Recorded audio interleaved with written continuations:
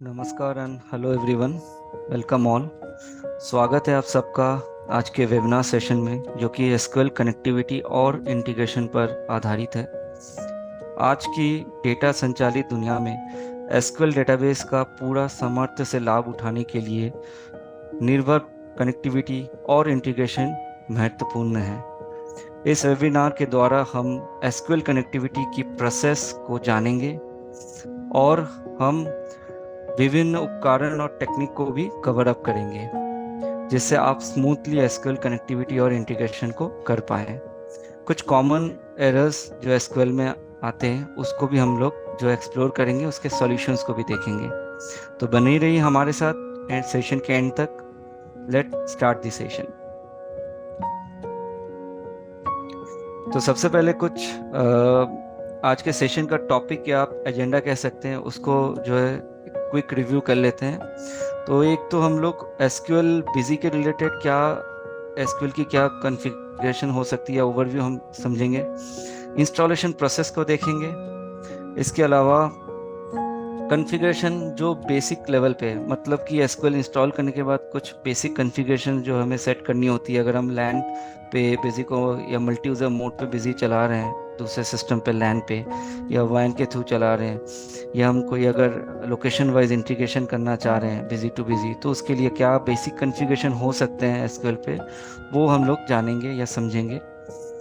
Challenges और errors और trouble shooting tips को भी देखेंगे। चैलेंजेस मतलब क्या चैलेंजेस आ सकते हैं इंस्टॉलेशन के टाइम पे या इंस्टॉलेशन के बाद, क्या एरर आ सकते हैं, किस तरीके से हम लोग ट्रबल शूटिंग कर सकते हैं एसक्यूएल को, या एरर्स को कैसे रिजॉल्व कर सकते हैं, उस पे भी जो है हम लोग एक नज़र डालेंगे।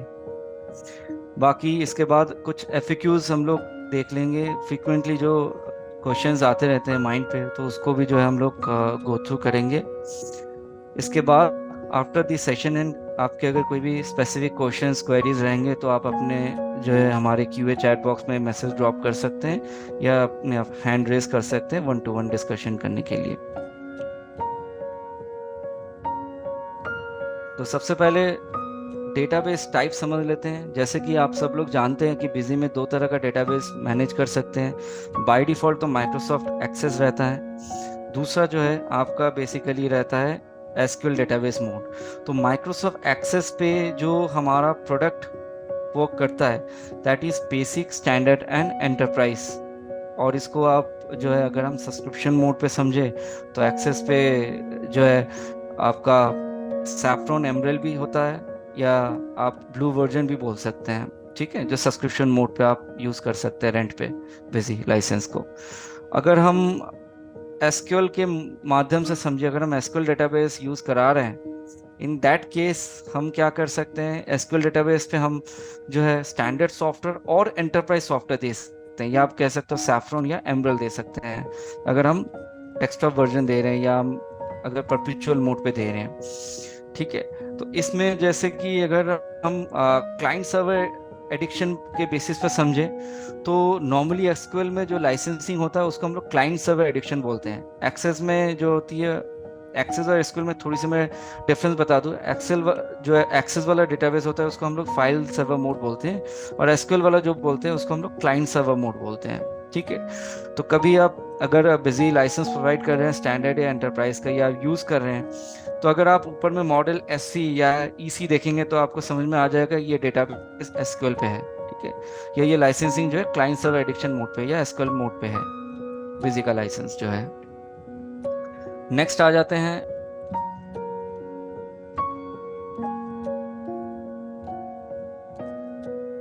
कंपैटिबिलिटी। अब थोड़ा सा आरएनडी हमें करना पड़ता है जब हम एसक्यूएल फ्रेश इंस्टॉल करने जाते हैं अपने सिस्टम पे। तो थोड़ा सा आरएनडी आप कर सकते हैं कि आप अपने साइट पे जा सकते हैं। जैसे कि एक साइट होता है जिसका नाम है learn.microsoft.com। उसमें जाके आप एसक्यूएल कंपैटिबिलिटी को चेक कर सकते हैं आपके ओएस के अनुसार।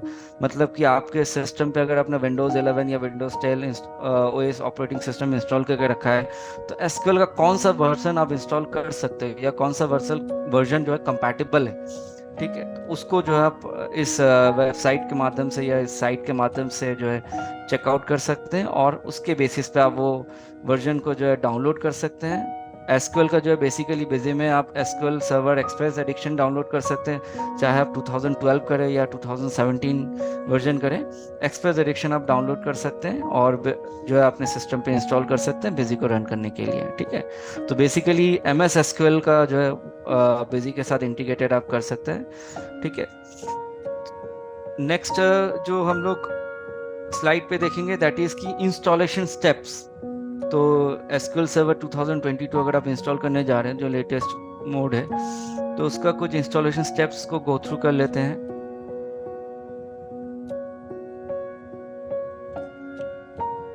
दैट इज फर्स्ट स्टेप जो होता है दैट इज कि आपको डाउनलोड करना है। अब डाउनलोड कैसे कर सकते हैं, क्योंकि बिजी के वेबसाइट में तो आपको एसक्यूएल डाउनलोड का ऑप्शंस नहीं दिखेंगे। आप ये सिंपल आप इजीली जो है आप एक्सपर्ट एडिक्शन जो है फ्री वर्जन होता है, आप इसको जो है माइक्रोसॉफ्ट के साइट से आप एसक्यूएल डाउनलोड कर सकते हैं, या आप टाइप कर सकते हैं SQL server express addiction version 2016 या 2019 जो भी आपके कंफर्टेबल है। ठीक है, तो आप उसको टाइप करने से गूगल में या मोजिला या कहीं पे भी आप जो टाइप करते हैं उसके बेसिस पे आपका डाउनलोड का सेटअप फाइल आ जाएगा स्क्रीन पे, जैसे कि आप देख सकते हो हमारे मेरे स्क्रीन पे। तो एसक्यूएल सर्वर एक्सप्रेस एडिक्शन 2022 का डाउनलोड ऑप्शंस आ गया, तो हम डाउनलोड बटन पे क्लिक कर सकते हैं। डाउनलोड के बाद आपको जो है सेटअप फाइल आपका डाउनलोड हो जाएगा। एक्सप्रेस आप लिख सकते हैं, सेटअप फाइल का नाम ऐसे लिखा आ रहा है एसक्यूएल 2022 SSEI एक्सप्रेस एडिक्शन। तो आप जब भी आप सेटअप फाइल डाउनलोड करेंगे आप टाइप कर सकते हो एसक्यूएल सर्वर 2022 एक्सप्रेस एडिक्शन। ठीक है, या 2016 या 2019 जो भी आप एडिक्शन डाउनलोड करना चाह रहे हैं अपने सिस्टम पे।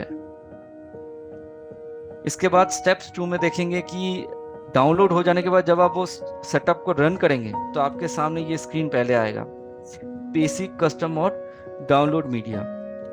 तो हमें जो है बेसिकली बेसिक वाला ऑप्शंस को सिलेक्ट करना है।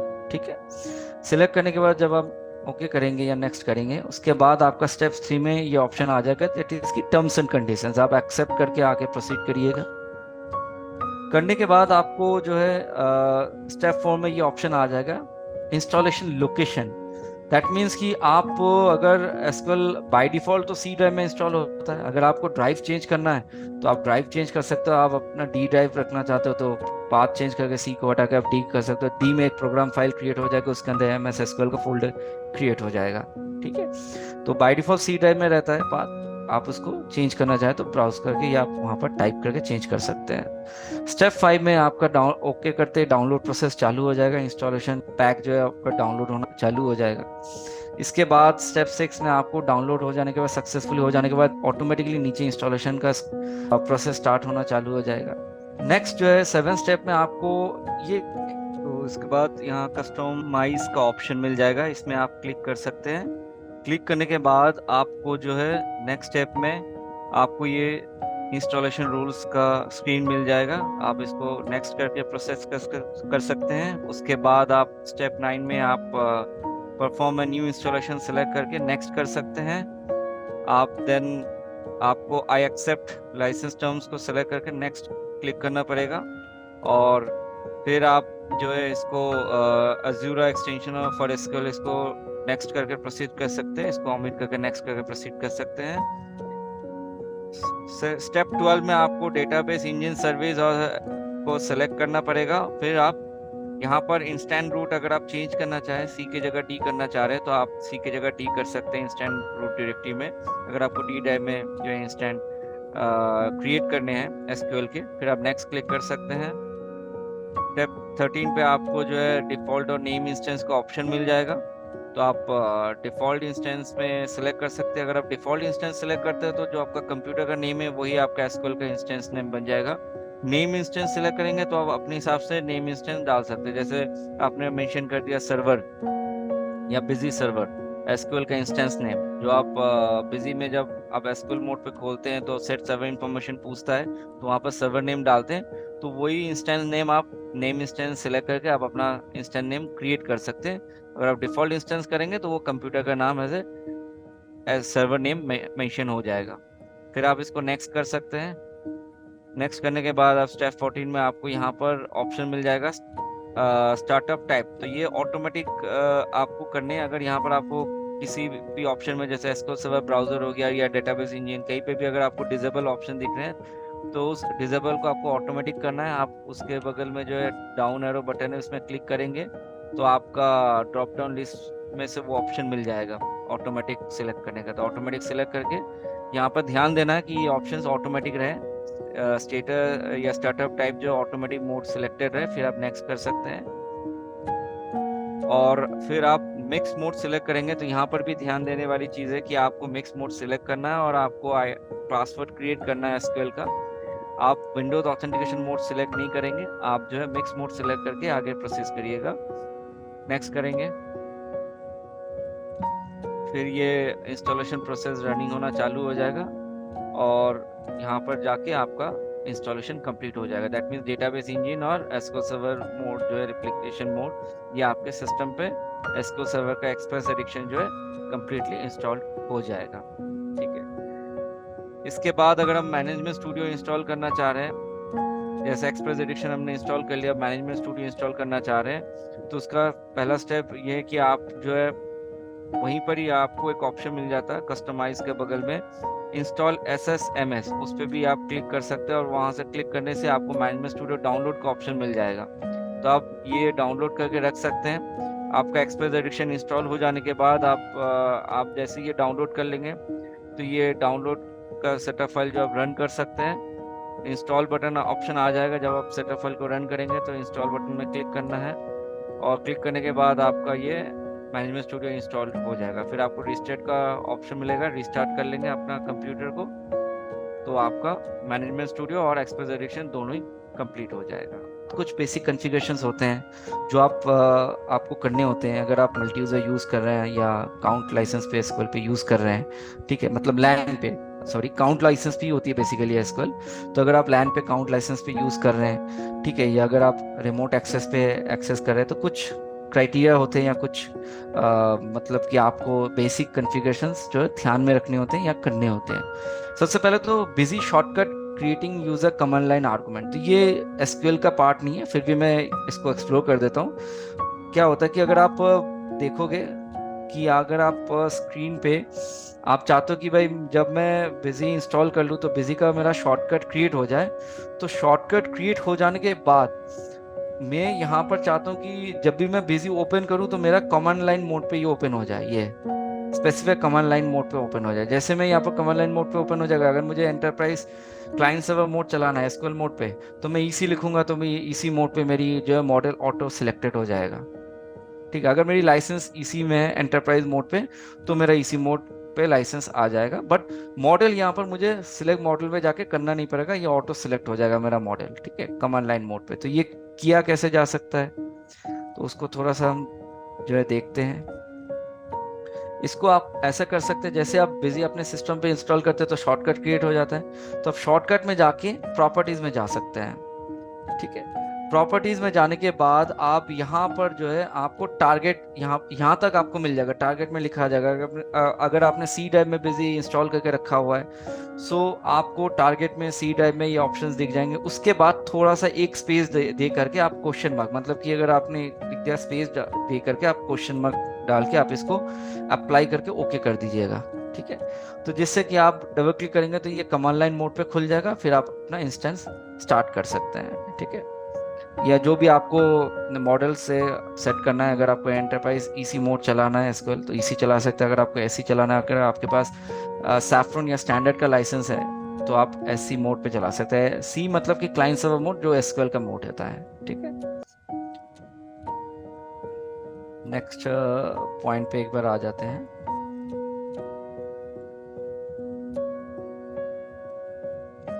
दैट इज की SQL service start and stop. अब क्या होता है, जैसे आप एसक्यूएल आपने इंस्टॉल कर दिया, तो आपने एसक्यूएल एक्सप्रेस एडिक्शन इंस्टॉल कर दिया, मैनेजमेंट स्टूडियो इंस्टॉल कर दिया। कभी अगर आपके सिस्टम पे अगर आप ओपन करते वक्त बिजी ओपन करते वक्त, आप कंपनी ओपन करते वक्त आपको मैसेज देता है SQL server does not exist और एक्सेस डिनाइड का कुछ भी मैसेज अगर आपको दिखाता है, तो आप जो है आप अपनी एक बार जो है अपने स्क्रीन पे जा सकते हैं। दैट मीन्स कि आप यहाँ पर जो अपने कॉन्फ़िगर मैनेजर को ओपन कर सकते हैं एसक्यूएल का।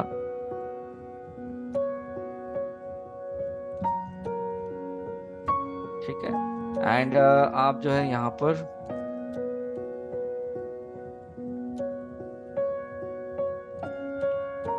ये कॉन्फ़िगर मैनेजर आपको ओपन हो जाएगा। ओपन हो जाने के बाद आप एसक्यूएल सर्वर सर्विस पे आ जाएंगे। ठीक है, अब सर्विस में आप देख सकते हैं कि यहाँ पर आपके सर्विस अगर स्टॉप्ड है, मतलब जैसे ये मेरा रनिंग है, ठीक है, तो आपका यहाँ पर जैसे ये अगर स्टॉप रहेगा तो आप इसको राइट माउस क्लिक करके आप इसको, जैसे ये स्टॉप है, अगर मैं राइट माउस क्लिक करूंगा तो मुझे स्टार्ट का ऑप्शन मिल जाएगा। ठीक है, तो आप यहाँ से स्टार्ट कर सकते हैं। तो ये सर्विस अगर ऑफ रहा तो आपको बिजी में कंपनी ओपन करने में एरर आ सकता है कि SQL server does not exist.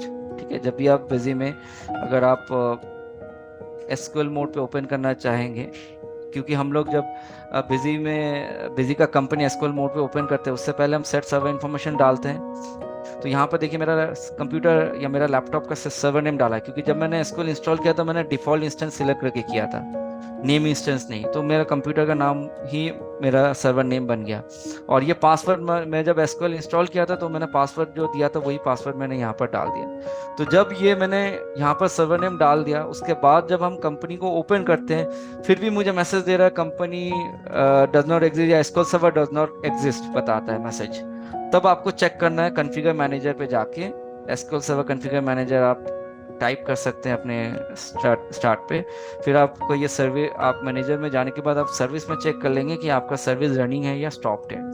ठीक है, तो आप इसको रन कर सकते हैं, राइट माउस क्लिक करके स्टार्ट कर सकते हैं। नेक्स्ट जो है आपके यहाँ पर दैट इज की SQL server configurations, computer name, user IP address, कुछ चीज़ें होते हैं जैसे कि आप जब एसक्यूएल सर्वर का कॉन्फ़िगरेशन आप सेट करोगे अपने बिजी में तो क्या डाल सकते हैं, जैसे कि मैंने दिखाया कि आप जैसे बिजी में सर्वर इंफॉर्मेशन में जाते हैं, आपके सिस्टम पे एसक्यूएल इंस्टॉल हो गया, तो एसक्यूएल जब इंस्टॉल हो गया तो आपके सिस्टम में मैनेजमेंट स्टूडियो और कॉन्फ़िगर मैनेजर दोनों ही आपने सेटअप फाइल इंस्टॉल कर दिया। अब जैसे अगर मैं मैनेजमेंट स्टूडियो ओपन करूंगा तो मुझे यहाँ पर मेरा इंस्टेंस सर्वर नेम मिल जाएगा। तो जैसे मैं मैनेजमेंट स्टूडियो ओपन कर रहा हूँ,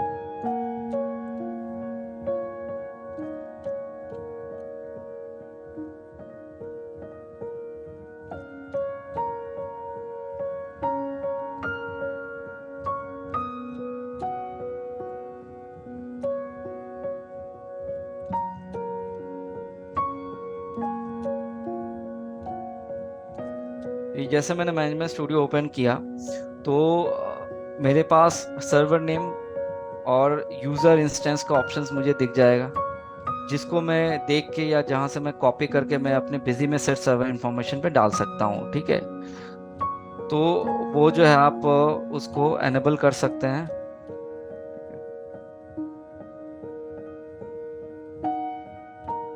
जैसे आप ओपन करेंगे, ठीक है, या इसको मैं फिर से एक बार रीओपन कर लेता हूँ।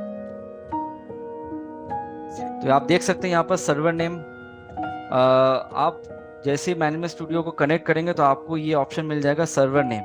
ठीक है, तो सर्वर नेम में जो है ये मेरा कंप्यूटर नेम बैठ गया। आपको अगर सर्वर नेम ब्लैंक दिख रहा है तो मैं यहाँ पर भी गाइड कर दूँ, यहाँ पर आपको एक ऑप्शन मिल जाएगा ब्राउज फॉर मोर। तो यहाँ पर जैसे आप नेटवर्क सर्वर में जाएंगे तो यहाँ पर भी आपको इंस्टेंट नेम मिल जाएगा, जो इंस्टेंट नेम यहाँ पर रिट्रीव होकर आपको दिखाएगा उसको आप सिलेक्ट करके ओके कर दीजिएगा डेटाबेस इंजन के अंदर। जैसे ये इसको सिलेक्ट करके आप ओके कर दीजिएगा तो ये भी आपके यहाँ पर बैठ जाएंगे सर्वर नेम पे। ठीक है, बाकी आप जो है यहाँ पर जो है आपका लॉगिन बाय डिफॉल्ट ये से रहेगा क्योंकि आप मिक्स मोड में इंस्टॉल किया, और पासवर्ड आप डालेंगे जो पासवर्ड आपने एसक्यूएल इंस्टॉल करते वक्त आपने जो डाला था वो पासवर्ड आप यहाँ पर डालेंगे, फिर इसको कनेक्ट करेंगे।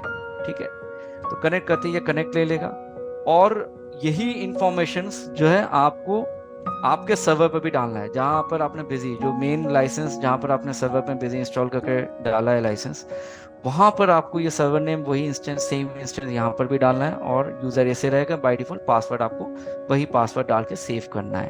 ठीक है, नेक्स्ट जो है आपको सिक्योरिटी सेटिंग्स चेक करनी है। अब यहाँ पर मैं एक पॉइंट और ऐड कर दूं प्रीवियस वाले पॉइंट पे, दैट इज सर्वर कॉन्फ़िगरेशन पे। एक तो कंप्यूटर नेम, एक आता आईपी एड्रेस। अब आईपी एड्रेस कहाँ डालना होता है, आप चाहे तो आप अपने सर्वर पे भी जो है सर्वर नेम ना डाल के यहाँ पर आपके मशीन का या आपके सर्वर का लोकल आईपी भी डाल सकते हैं, 192.168, जो भी आपके लोकल आईपी होंगे वो आप नेटवर्क से आप चेक कर सकते हैं, आपके नेटवर्क ऑन शेयरिंग से लोकल आईपी आप यहाँ पर डाल के आप इसको सेव कर सकते हैं, या आप सर्वर नेम भी डाल सकते हैं। इसके अलावा आप जब क्लाइंट सर्वर से मतलब कि आप क्लाइंट सिस्टम से कनेक्ट करोगे, मतलब कि अगर आपके साथ एक और सिस्टम आपने लैन पे कनेक्ट करके रखा हुआ है, एक और मशीन पे आप इसका एक्सेस चाह रहे हैं, इस कंपनी का एक्सेस चाह रहे हैं या लाइसेंस का एक्सेस चाह रहे हैं, तो इन दैट केस आप जो है सर्वर इंफॉर्मेशन पे जाके वहां पर आपको सर्वर नेम जो है सर्वर का जो लोकल आईपी है, मतलब क्लाइंट सिस्टम पे भी आप जब बिजी ओपन करेंगे तो क्लाइंट सिस्टम पे भी आपको सेट सर्वर इंफॉर्मेशन का ऑप्शन मिलेगा। तो वहां पर भी आपको जो है सर्वर नेम, जो सर्वर का आईपी, मतलब जैसे मान के चलिए ये मेरा सर्वर मशीन है, इस सर्वर मशीन का अगर आईपी मेरा 192.168.20.22 है, तो मैं क्लाइंट सिस्टम में वही डालूंगा, 192.168.20.22। ठीक है, फिर इसको सेव करूंगा। तो उससे क्या होगा, मेरा जब मैं अपने लैन पे दूसरे सिस्टम पे बिजी ओपन करूंगा तो मुझे कंपनी ऐसे मुझे लाइसेंस भी मिल जाएगा, और मैं कंपनी ओपन करते ही मुझे सर्वर का कंपनी भी मिल जाएगा। ठीक है, तो आप आईपी एड्रेस भी यूज कर सकते हैं, या आप जो सर्वर पे आपने जो सर्वर इंफॉर्मेशन नेम डाला है वो भी आप अपने क्लाइंट सिस्टम पे यूज कर सकते हैं, कोई भी यूज कर सकता है, इधर आईपी और सर्वर नेम। ठीक है,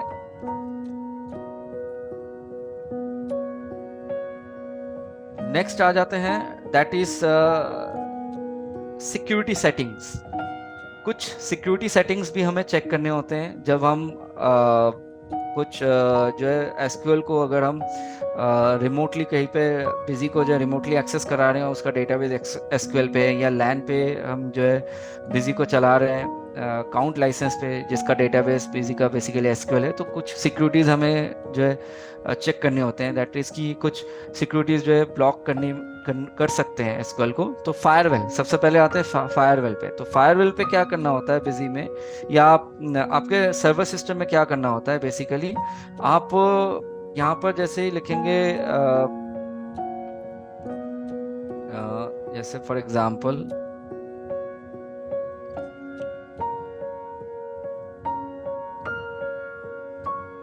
आपने यहाँ पर लिख दिया विंडोज फायरवेल या कंट्रोल पैनल, जो भी आपने, या विंडोज फायरवेल में कर देता हूँ, विंडोज फायरवेल, डिफेंडर फायरवेल। ठीक है, आप कंट्रोल पैनल से भी जा सकते हैं या डायरेक्ट भी टाइप कर सकते हैं। अब यहाँ पर एक ऑप्शन आता है एडवांस सेटिंग्स, इस पर आप क्लिक करेंगे। ठीक है, तो यहाँ पर आपको एक इनबाउंड रूल और आउटबाउंड रूल का ऑप्शन मिलेगा। ये किस लिए करना पड़ता है, कभी कभी क्या होता है कि एसक्यूएल का जो पोर्ट होता है दैट इज 1433, ये पोर्ट को कभी हो सकता है कि ब्लॉक कर दे। अगर आप लैन पे चला रहे हो दूसरे सिस्टम पे एसक्यूएल, आपने सही सही से पाथ सब दे के रखा हुआ है, सर्वर कनेक्टिविटी सब सही है, फिर भी आपका SQL server does not exist बता रहा है क्लाइंट सिस्टम पे जो दूसरा सिस्टम पे यूज कर रहा है लैन पे, तो उसके लिए आप अपने सर्वर से जो इनबाउंड रूल पे जाके न्यू रूल पे जाएंगे, और यहाँ पर जो है आप पोर्ट को सिलेक्ट करेंगे। पोर्ट को सिलेक्ट करने के बाद आप यहाँ पर जो है आपको ऑप्शन मिल जाएगा, दैट इज कि आप यहाँ पर नेक्स्ट करेंगे। आप यहाँ पर पोर्ट डिफाइन कर सकते हैं, स्पेसिफाई, जैसे एसक्यूएल का पोर्ट होता है 1433, तो आप एसक्यूएल का पोर्ट यहाँ पर डिफाइन करके नेक्स्ट करेंगे, और फिर आप इसको अलाउ द कनेक्शन में जाकर नेक्स्ट कर देंगे, और नेक्स्ट करके आप इसका कुछ भी नेम लिख सकते हैं, जैसे बिजी बोल के भी आप लिख सकते हैं, या आप 1433 बोल के भी आप, या बिजी 1433 बोल के भी आप लिख सकते हैं, कि आप एक स्पेसिफिकली इंस्टेंट नेम दे रहे हैं जिसको आप अलाउ कर रहे हैं। ठीक है, तो आप इसको फिनिश कर सकते हैं, तो ये आपको यहाँ पर इनबाउंड रूल पे अलाउ हो जाएगा। ठीक है, एनेबल हो जाएगा, और ये स्टेटमेंट में आ जाएगा ये अलाउड है, मतलब फायरवेल पे ये आपको ब्लॉक नहीं करेगा आपके सर्वर से डेटा शेयरिंग पे या डेटा मूवमेंट पे। और क्लाइंट सिस्टम पे जाके आप सेम कर सकते हैं, आउटबाउंड कर सकते हैं, आप बहुत चीजें जो है क्लाइंट और सर्वर दोनों पे कर सकते हैं, आप इनबाउंड आउटबाउंड सर्वर पे भी करके रख सकते हैं, आप क्लाइंट पे भी इनबाउंड आउटबाउंड करके रख सकते हैं, बट आप चाहे तो आप क्लाइंट पे सिर्फ इनबाउंड रूल करके भी रख सकते हैं। ठीक है, सेम प्रोसेस है, आप न्यू रूल पे जाके आप पोर्ट को जो है क्लाइंट वाले मशीन जो है जो लैन पे चल रहे हैं दूसरे मशीन सर्वर के बिना, मतलब सर्वर पे तो आप कर ही रहे हो, सेम चीजें आप क्लाइंट पे भी आप कर सकते हो। पोर्ट में जाके आप नेक्स्ट में जाके 1433 दे के आप नेक्स्ट करके इंस्टेंस नेम दे के उसको अलाउ कर सकते हैं। ठीक है, सॉरी, पोर्ट इसमें रहेगा 1433 एंड आप इसको जो है नेक्स्ट करेंगे एंड यहाँ पर अलाउ द कनेक्शन में सिलेक्ट करेंगे, नेक्स्ट करेंगे एंड इंस्टेंस नेम आप कुछ भी दे सकते हैं, बिजी 1433 कर सकते हैं या कुछ सिर्फ 1433 भी लिख सकते हैं, फिनिश कर सकते हैं। तो इस तरीके से इनबाउंड आउटबाउंड रूट आप सर्वर पे और क्लाइंट सिस्टम पे दोनों में कर सकते हैं। ठीक है,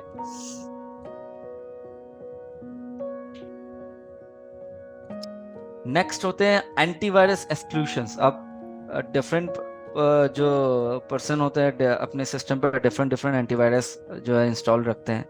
तो अगर हम मेरे सिस्टम पे समझे तो मेरे सिस्टम पे जैसे एंड पॉइंट सिक्योरिटी रखा गया है, ठीक है, एंटीवायरस। तो कभी कभी क्या होता है कि एंटीवायरस भी जो है ब्लॉक करता है, तो हम एंटीवायरस में, हर एक एंटीवायरस में आपको एक्सक्लूशन का ऑप्शन मिल जाएगा। ठीक है, तो अगर आपको एक्सक्लूशन करना है तो आपको वो एंटीवायरस को ओपन करना है। ठीक है,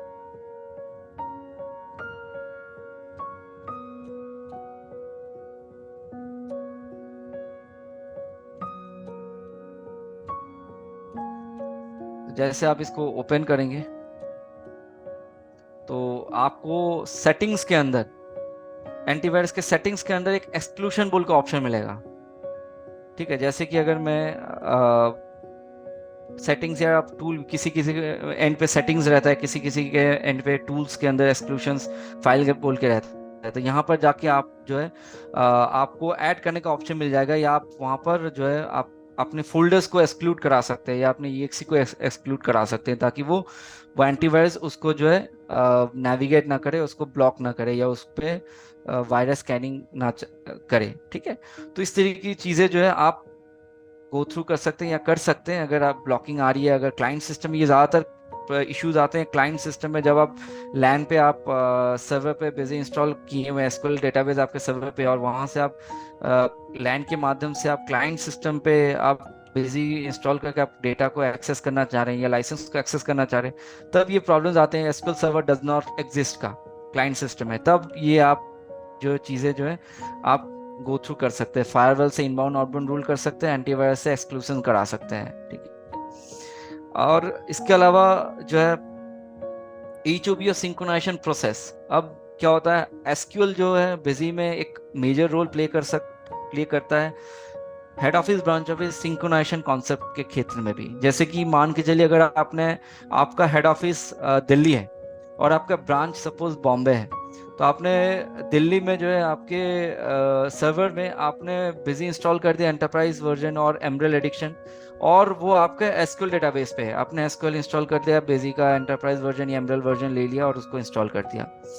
और आपके ब्रांच जो है बॉम्बे में, वहां पर भी आपने एंटरप्राइज या एमरेल एडिक्शन दे दिया। अब ब्रांच वाले हो सकता है एक्सेस डेटाबेस यूज करें या एसक्यूएल डेटाबेस यूज करें, उससे कोई दिक्कत नहीं है, बट मैंडेटरी जो है हमेशा हेड ऑफिस में एसक्यूएल वर्जन होनी चाहिए अगर आप HOB और सिंक्रोनाइजेशन प्रोसेस को यूज कर रहे हैं। तो एसक्यूएल का जो इंस्टॉलेशन प्रोसेस है वो आपके हेड ऑफिस में होने ही है, करने ही है, अगर आप इसको यूज करना चाह रहे हैं तो।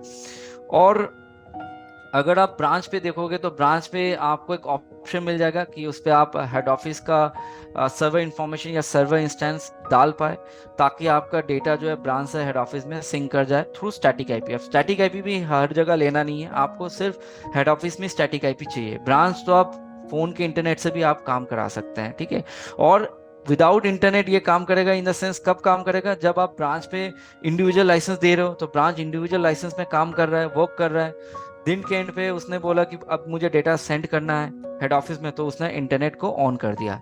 तो उस केस में सिंक्रोनाइजेशन के टाइम पे सिर्फ इंटरनेट की रिक्वायरमेंट होती है। ठीक है, तो इसको जो है online offline data synchronisation concept कहता है।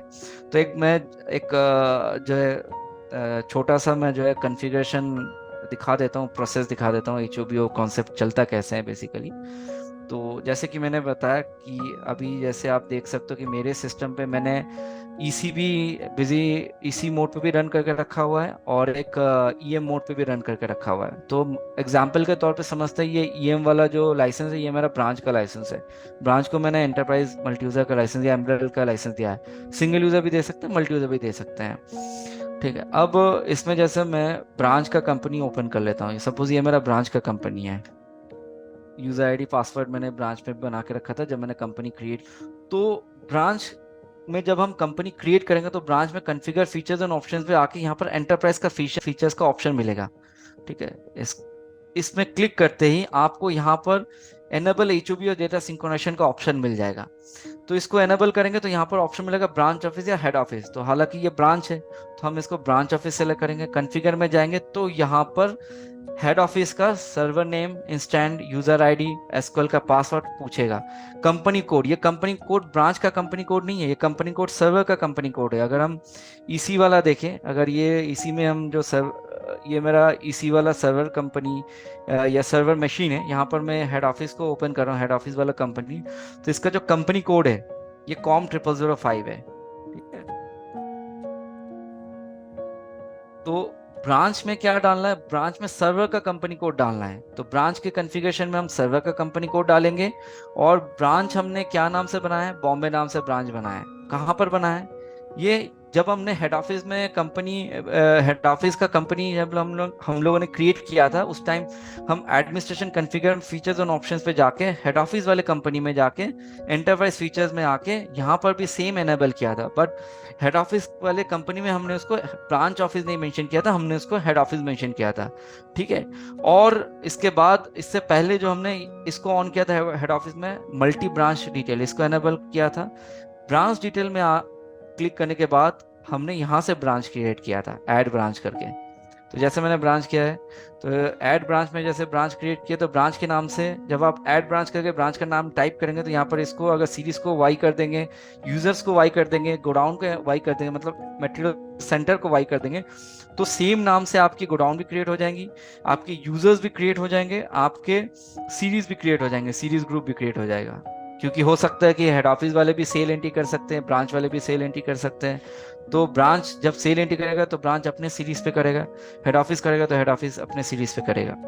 ठीक है, तो ये ब्रांच क्रिएशंस जो है, ब्रांच के जो भी क्रिएशंस होते हैं वो सब हेड ऑफिस वाले कंपनी में किया जाता है। ब्रांच को कुछ करना नहीं होता है, ब्रांच सिर्फ यहाँ पर आके एंटरप्राइज वाले फीचर्स में आके हेड ऑफिस का सर्वर नेम को, या यहाँ पर हालांकि मैं अपने एक ही सिस्टम पे ब्रांच और हेड ऑफिस का कॉन्सेप्ट बता रहा हूँ, तो मैंने इसलिए मेरे सिस्टम का जो हेड ऑफिस का सर्वर नेम है वही यहाँ पर डाल दिया है। ठीक है, क्योंकि सेम सिस्टम है। बट आइडियली ये होता है कि ब्रांच तो डिफरेंट लोकेशन पे होती है और स्टैटिक आईपी के थ्रू कनेक्ट होता है, तो यहाँ पर सर्वर नेम पे स्टैटिक आईपी डालना पड़ता है। तो अगर स्टैटिक आईपी 115 है, 167.20.11 है फॉर एग्जांपल, फिर कॉमा देके 1433 डालना होता है। फिर बाकी यूजर नेम ऐसे बाय डिफॉल्ट रहेगा, या आप डालेंगे ऐसे। पासवर्ड में जो आप हेड ऑफिस में एसक्यूएल इंस्टॉल करते वक्त जो आपने पासवर्ड डाला था वही पासवर्ड डालेंगे यहाँ पर। और कंपनी कोड में आपको हेड ऑफिस का कंपनी कोड डालना है, हेड ऑफिस में जो आपने कंपनी क्रिएट किया था उसका जो कोड है वो यहाँ पर डालना है। और ब्रांच नेम जो हेड ऑफिस में आपने जिस नाम से ब्रांच बनाया था उस नाम से ब्रांच बनाना है। अब देखिए ये बार बार जो सिंक्रोनाइजेशन वाला ऑप्शन ओपन हो रहा है ना, ये इसलिए ओपन हो रहा है क्योंकि हमने यहाँ पर पीरियडिक डाला है 1 मिनट, मतलब 1 मिनट बाद बाद बाद ब्रांच वाले कंपनी में ऑटोमेटिक सिंक्रोनाइजेशन प्रोसेस स्टार्ट हो जाएगा और डेटा सेंड रिसीव ऑटोमेटिकली हो जाएगा। तो आपको ब्रांच से मैन्युअली भी सेंड क्लिक नहीं करना पड़ेगा हेड ऑफिस में भेजने के लिए डेटा। ठीक है, तो ये कॉन्फ़िगरेशन डालने के बाद आपको एक बार रीड हेड ऑफिस कॉन्फ़िगरेशन करना है, तो सारे कॉन्फ़िगरेशन हेड ऑफिस से ब्रांच में क्रिएट हो जाएगा। फिर आपको इसको सेव कर देना है। ठीक है, तो एक छोटा सा कॉन्फ़िगरेशन है जो आप ब्रांच पे करेंगे, हेड ऑफिस में आपको करना नहीं है, सिर्फ ब्रांच पे ये कॉन्फ़िगरेशन करना है। हेड ऑफिस में सिर्फ आपको ब्रांच बनाना है और ब्रांच पे आके हेड ऑफिस का इंस्टेंस को सेट करना है यहाँ पर कॉन्फ़िगर में जाके। ठीक है, अब जैसे अगर मैं ट्रांजैक्शन में जाऊंगा, सेल पे जाऊंगा, ऐड करूंगा, एक एंट्री में कर लेता हूँ ब्रांच पे। आइटम मैंने डाल दिया यहाँ पर, जैसे 1000 मैंने प्राइस डाल दिया और एंटर करके इसको सेव कर दिया। तो ये जो मैंने एंट्री कर लिया, अब अगर मुझे 1 मिनट देखिए ऑटोमेटिकली सिंक्रोनाइजेशन ऑन हो गया और ये दिखा भी दिया कि हेड ऑफिस में भेज दिया, एक सेल एंट्री हाईलाइट हो रहा था। तो जैसे मैं हेड ऑफिस वाले कंपनी में आऊंगा, ठीक है, तो हेड ऑफिस वाले कंपनी में मुझे और मैनुअल रिसीव नहीं करना है। अगर मैंने 1 मिनट का टाइम रखा है तो 1 मिनट बाद ऑटोमेटिक ये देखिए ऑटोमेटिक ये प्रोसेस चालू हो जाएगा और ऑटोमेटिकली ये आपके हेड ऑफिस से, मतलब ब्रांच में से हेड ऑफिस में एंट्री आ जाएगा। अब ब्रांच का एंट्री मैं देखूंगा, कैसे देखूंगा, तो मैं ब्रांच का सीरीज में देख सकता हूँ। देखिए 3 नंबर वाला एंट्री मैंने हेड ऑफिस में किया था, ब्रांच का सीरीज का एंट्री है। तो ये 1,000 रुपए का एंट्री मैंने ब्रांच वाले कंपनी में किया था, वो मेरे हेड ऑफिस वाले कंपनी में आ गया। तो ये इस सिंक्रोनाइजेशन वाला कॉन्सेप्ट भी एसक्यूएल पे वर्क करता है, ठीक है। तो इसके लिए भी आपको हेड ऑफिस में एसक्यूएल कॉन्फ़िगरेशन इंस्टॉल रखना है, भले ही आप ब्रांच पे रखें चाहे ना रखें, हेड ऑफिस में आपको एसक्यूएल इंस्टॉल करके रखना है। और दोनों ब्रांच और हेड ऑफिस में आपको एंटरप्राइज या एम्ब्रेल एडिक्शन प्रोवाइड कराना है। अब नेक्स्ट आ जाते हैं नेक्स्ट पॉइंट पे, दैट इज अब चैलेंजेस को थोड़ा सा रिव्यू करते हैं, क्या क्या चैलेंजेस आ सकते हैं अगर हम एसक्यूएल इंस्टॉल कर रहे हैं, या करते वक्त क्या चैलेंज आ सकते हैं, इंस्टॉल हो जाने के बाद भी क्या चैलेंजेस आ सकते हैं। तो जैसे चैलेंजेस में एक एक तो होती है कि भाई एसक्यूएल इंस्टॉल कर लिया, उसके बाद अगर मेरे सिस्टम पे ऑलरेडी एसक्यूएल था, मेरे कंप्यूटर में ऑलरेडी एसक्यूएल था, अब किसी भी कारण से मेरा कंप्यूटर जो है हार्ड डिस्क क्रैश हो गया, मैंने जो है मुझे एसक्यूएल फिर से इंस्टॉल करना पड़ रहा है, बट मेरे पास वो एसक्यूएल का डेटा है जो मैंने डेटा कॉपी करके रखा था, या प्रीवियसली मेरे पास एसक्यूएल का डेटा है, वो डेटा अब मुझे एसक्यूएल इंस्टॉल करने के बाद अटैच करना है। तो डेटा क्या होता है, मैं थोड़ा सा डेटा में थोड़ा सा आइडिया दे दूं। आप जब बिजी में मत आप जब अपने सिस्टम पे एसक्यूएल इंस्टॉल करते हैं, जैसे आप सी ड्राइव में मेरी एसक्यूएल इंस्टॉल है, तो अगर मैं सी ड्राइव में जाऊंगा, सी ड्राइव में अगर मैं प्रोग्राम फाइल्स के अंदर जाऊंगा, एसक्यूएल का फोल्डर मिल जाएगा, उसके अंदर जाऊंगा, तो मुझे यहाँ पर जो है एम एस एसक्यूएल या एसक्यूएल एक्सप्रेस का फोल्डर मिलेगा, उसके अंदर मैं जाऊंगा, इसमें एम एस एसक्यूएल फोल्डर मिलेगा, इसके अंदर डेटा फोल्डर मिलेगा। तो अगर आप मान के चलिए अगर आपको बिजी से बैकअप लेने में दिक्कत आ रही है, या बिजी से आप बैकअप ले नहीं पाए किसी भी कारण से, अगर आपका डेटा एसक्यूएल पे है, तो आप ये डेटा फोल्डर को भी पूरा कॉपी करके आप अपने पेन ड्राइव पे या हार्ड डिस्क में कहीं पे भी लेके रख सकते हैं एज ए सेफ्टी के पर्पस पे, ठीक है। ताकि आप नेक्स्ट टाइम जब एसक्यूएल इंस्टॉल करें, तो ये डेटा से जो है आप ये फाइल्स को जो है एसक्यूएल पे ला पाए या अटैच कर पाए, या कंपनी को आप फिर से रिट्रीव कर पाए। तो ये अटैच अटैच कैसे हो सकता है, तो ये अटैच के लिए बेसिकली आप जो है एसक्यूएल पे आ जाएंगे, मतलब कि आप यहाँ पर लिखेंगे management studio, SQL management studio, इसको ओपन करेंगे, इसको कनेक्ट करेंगे। अगर आपका फर्स्ट जो ऑप्शन है कि आप बिजी से बैकअप तो ले ही सकते हैं, अगर आप बिजी से बैकअप लेने में आपको एरर आ रही है या दिक्कत आ रही है, तो आपका सेकंड सॉल्यूशन ये है कि आप यहाँ से भी जो है डेटा फोल्डर, आप एसक्यूएल के अंदर भी आपको डेटा फोल्डर मिल जाएगा, उसको भी आप कॉपी करके ले सकते हैं। और नेक्स्ट टाइम आप नया जो एसक्यूएल इंस्टॉल करेंगे, तो नया एसक्यूएल इंस्टॉल करने के बाद आपको डेटाबेस के अंदर ये सब ब्लैंक मिलेगा, कुछ नहीं मिलेगा यहाँ पर जब आप नया एसक्यूएल इंस्टॉल करेंगे। तो फिर आप डेटाबेस में जाके अटैच में क्लिक करेंगे, अटैच में क्लिक करने के बाद आप यहाँ पर ऐड में क्लिक करेंगे। अब आपको वो सारे आप डेटा फोल्डर फिर से आप अपने सिस्टम पे रखेंगे, और आप चाहे तो जहाँ पर आपने फिर से एसक्यूएल इंस्टॉल किया था, हो सकता है कि वो सी ड्राइव में आपने फिर से एसक्यूएल इंस्टॉल किया था, वहाँ पर फिर एसक्यूएल का फोल्डर क्रिएट हो जाएगा, उसके अंदर एम एस एसक्यूएल का अंदर जाके फिर आप अपना पुराना डेटा फोल्डर को पेस्ट कर सकते हैं। फिर आपको वो लिंक से या आप वहाँ से ये डेटा सिलेक्ट करेंगे, जो जो फाइल को आपको अटैच करना है वो फाइल को आप सिलेक्ट करेंगे, ओके करेंगे, और फिर आप यहाँ पर जो है अटैच, जो है यहाँ पर ओके बटन प्रेस करेंगे, तो ये आपका यहाँ पर अटैच हो जाएगा, ठीक है। तो ये कॉम 1 और कॉम 1 डीबी फाइल जो है ये ऑटोमेटिकली आपके डेटाबेस के अंदर अटैच हो जाएगा, जैसे आप इसको ओके प्रोसेस करेंगे, स्टार्ट करेंगे, ठीक है। तो इस तरीके से जो है आप डेटा जो है एसक्यूएल के अंदर भी अटैच कर सकते हैं, ताकि जब आप बिजी में कंपनी ओपन करें, अगर आपको बिजी में कंपनी ओपन करें, तो आपको कंपनी आ जाए, आपको रिस्टोर ना करना पड़े। बिजी में जैसे आप जाके रिस्टोर करते हैं, फिर आपको कंपनी दिखता है, आप एसक्यूएल में अटैच करोगे तब भी आपको कंपनी दिख जाएगा, क्योंकि वो डेटा अटैच हो रहा है, ठीक है।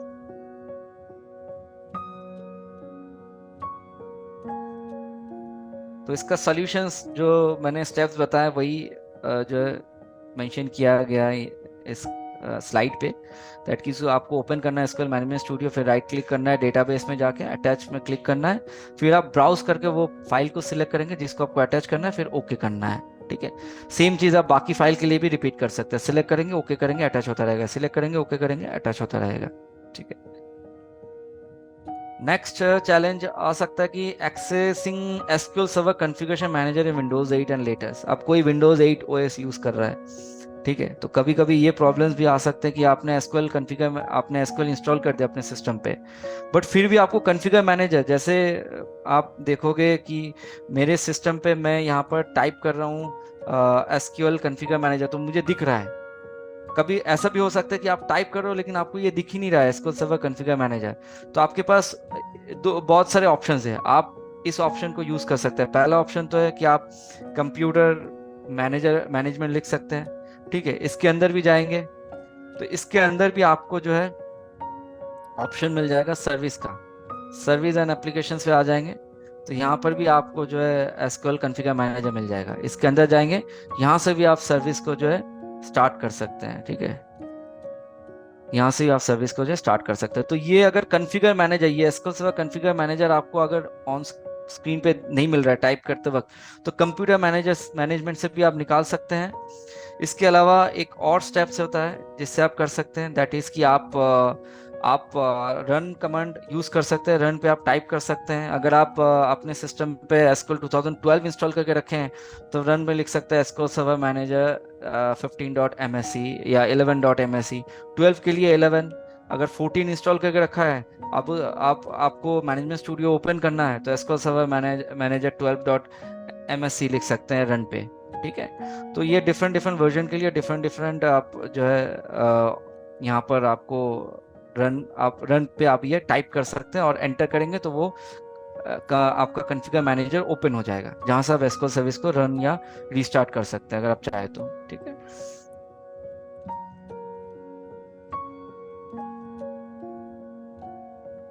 नेक्स्ट जो है इसमें आपको एक और ऑप्शन मिल जाएगा। अगर इससे भी आपकी जो है आपको कॉन्फ़िगर मैनेजर आप सर्च नहीं कर पा रहे हो तो विंडोज सी ड्राइव में विंडोज के अंदर आपको सिस वाव 64 बोल के एक फोल्डर मिलेगा।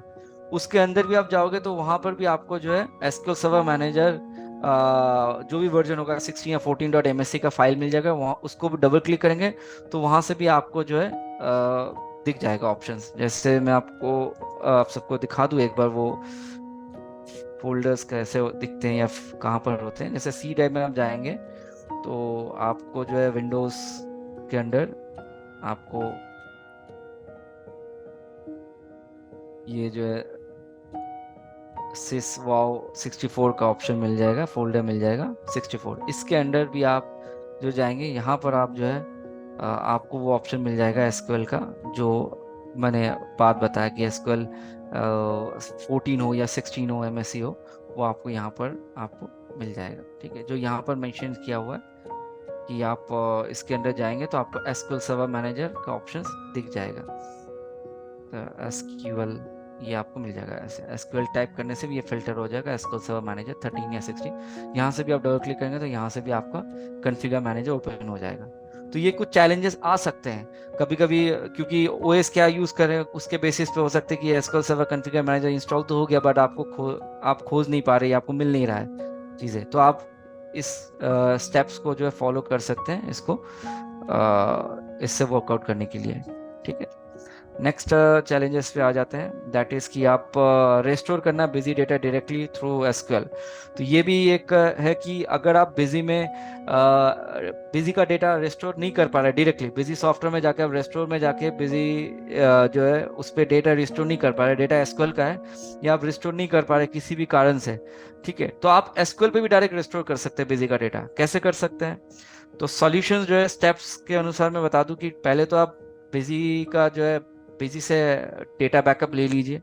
उसके बाद आप डेटा डॉट सी एस, जब डेटा बैकअप लेते हैं बिजी से तो आपका दो फाइल क्रिएट होता है। अगर आप एसक्यूएल का डेटा है आपका बिजी का तो आपका डेटा जिप मोड पे आता है डेटा डॉट सी एस, और एक डिक्स वन बोल के आता है। जैसे मैं दिखा दूं मेरे सिस्टम पे, तो अगर मैंने बैकअप लिया है जो कि मेरा मेरा बिजी चल रहा है एसक्यूएल मोड पे, मेरा कंपनी जो है ये सारे एसक्यूएल के कंपनी है, तो जब मैं यहाँ से इस एसक्यूएल वाले कंपनी का जब मैं बैकअप लेता हूँ, बैकअप डेटा, तो उसका बैकअप फाइल ऐसे बनता है। इसके अगर देखेंगे तो उसका बैकअप फाइल इस तरीके से बनता है, डेटा सी एस और डिक्स वन डॉट सी एस। ठीक है। अब डेटा डॉट सी एस और डिक्स वन, और डेटा डॉट सी एस जो रहता है वो जिप मोड पे रहता है। आपको इसको जो है एक्सट्रैक्ट करना है। एक्सट्रैक्ट करने के बाद इसके अंदर ये आपको बिजी कॉम ये फाइल्स मिल जाएंगे। तो ये फाइल भी डायरेक्ट आप जो है रेस्टोर कर सकते हैं एसक्यूएल पे। कैसे कर सकते हैं, उसके लिए आप जो है एसक्यूएल मैनेजमेंट स्टूडियो ओपन कर सकते हैं। ठीक है। जैसे आप यहाँ पर लिखेंगे एसक्यूएल मैनेजमेंट स्टूडियो, या ऑलरेडी मैंने ओपन करके रखा हुआ है, तो आप यहाँ पर जो है इसको राइट माउस क्लिक करेंगे, डेटाबेस क्रिएट करना है। अगर मान के चलिए मैं एक नया डेटाबेस पहले क्रिएट कर रहा हूँ, ठीक है, तो रेस्टोर से पहले का स्टेप भी यही होता है कि आप जो है पहले डेटाबेस क्रिएट कर लें। यहाँ पर जैसे अगर मैं डेटाबेस, नया डेटाबेस क्रिएट कर रहा हूँ, बिजी कॉम्प